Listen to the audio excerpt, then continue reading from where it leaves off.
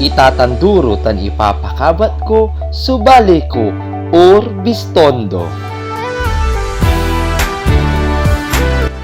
The municipality was named after Spanish Governor General Antonio de Urbiztondo y Villasis, who acted as a Spanish governor in the Philippines. Urbiztondo is composed of 21 barangay and a third-class municipality. Farming is the main source of income in the municipality.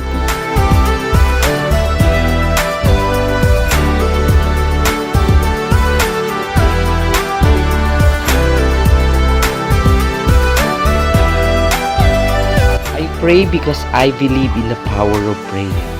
I pray because I have no doubt that God has answered my prayer.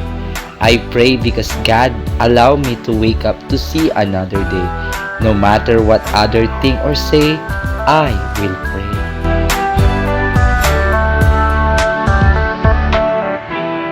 Along with that is the breed of talented youth that excelling with their God-given talents and skills that make us proud of.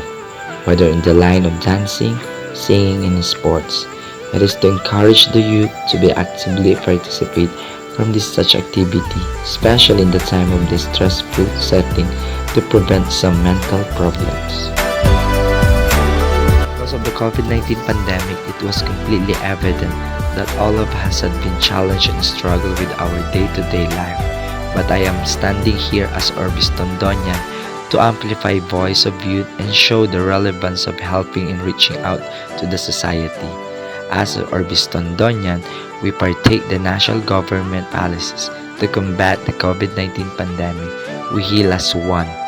I am Arvin Rosario Perez, proud to represent Urbiztondo, Galila at Bale ko, Urbiztondo numero 1.